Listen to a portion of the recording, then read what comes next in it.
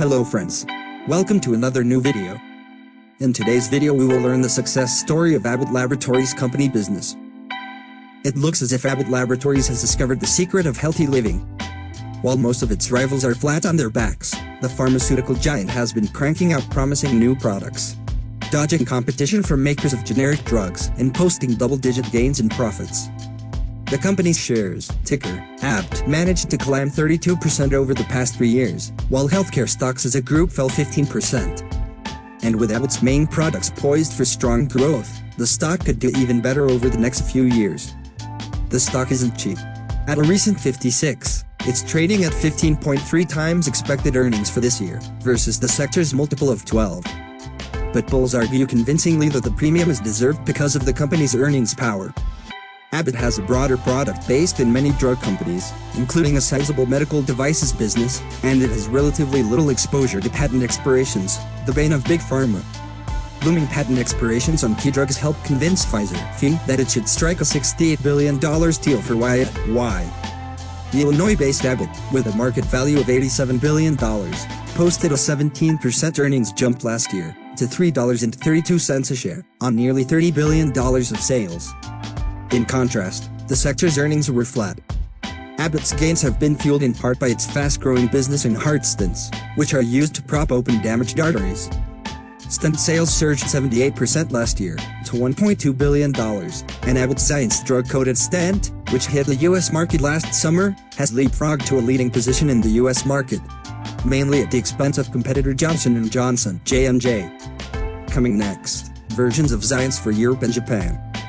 But Abbott's biggest growth engine is Humira, an injectable drug used to treat rheumatoid arthritis, Crohn's disease, psoriasis and other ailments. Humira sales jumped 48% last year, to $4.5 billion, or 15% of total revenue. Abbott also does a brisk business in cholesterol drugs such as niacin, and nutritional products like Similac baby formula. Though it's clearly getting harder for drug companies to increase earnings, think pricing pressures from possible healthcare reform, Abbott executives exude confidence.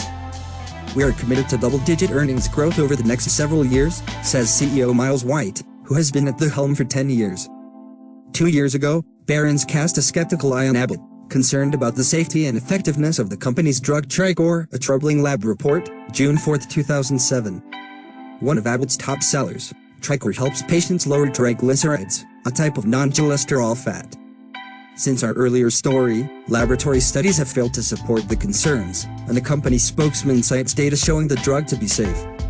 In fact, Abbott is working with British drug makers AstraZeneca (SCOAN) to develop a drug that combines Trilapix and next-generation fenofibrate, the generic name for Tricor, with AstraZeneca's blockbuster cholesterol drug Crestor, Statin. Abbott plans to submit a new drug application for this combination in the second half of this year.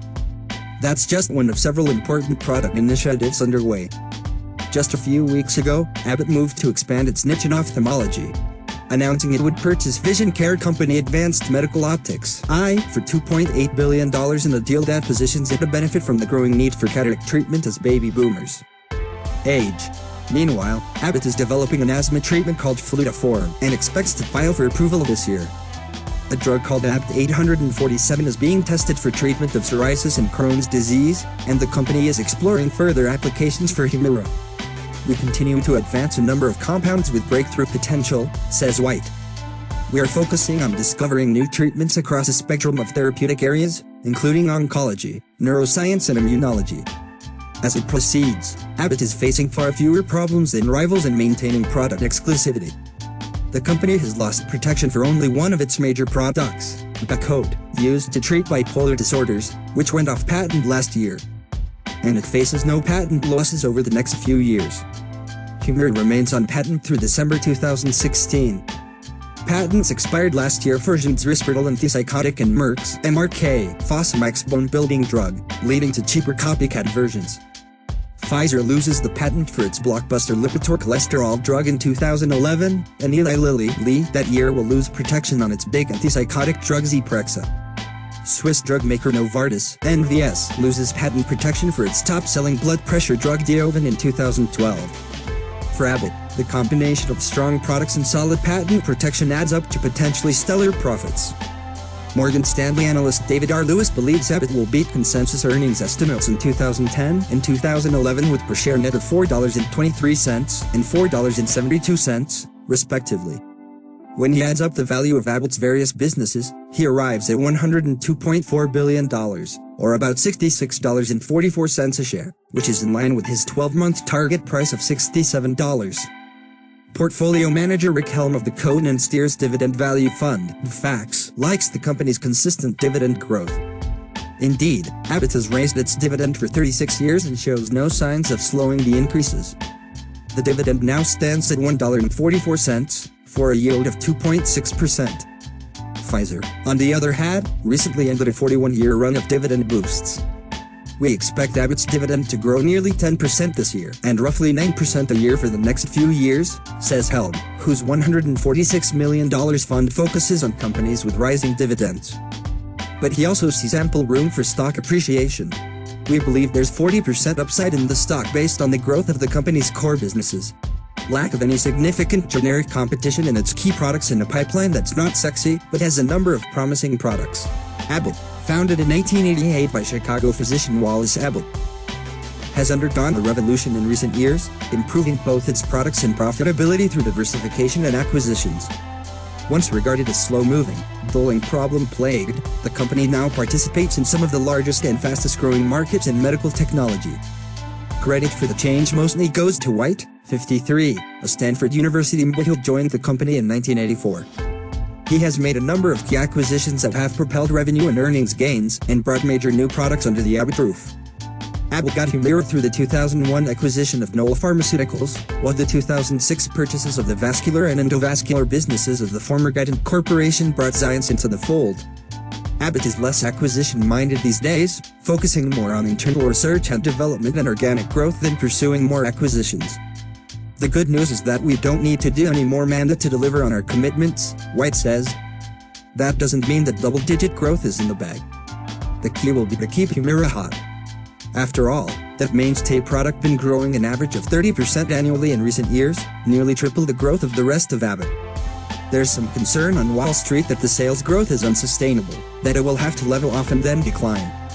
It would certainly be hard to replicate Humira's recent growth with another product. But even if Humira's sales growth does decline, it should still be robust. The drug is nowhere near saturating its current markets.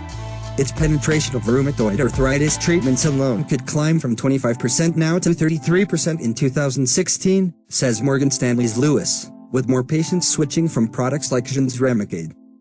And Abbott is exploring new applications such as treating ulcerative colitis, potentially a $500 million market.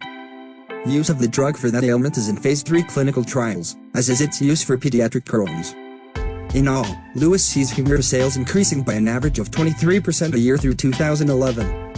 Though not even half of last year's blistering pace, it should be enough to keep Abbott's profits and stock price moving ever higher. In these times of global economic turmoil, settling for 23% growth doesn't sound too bad at all. Okay, so I hope you guys enjoyed this video. And thanks for watching. If you liked the video, please like, comment, share and subscribe now this official YouTube channel. Bye.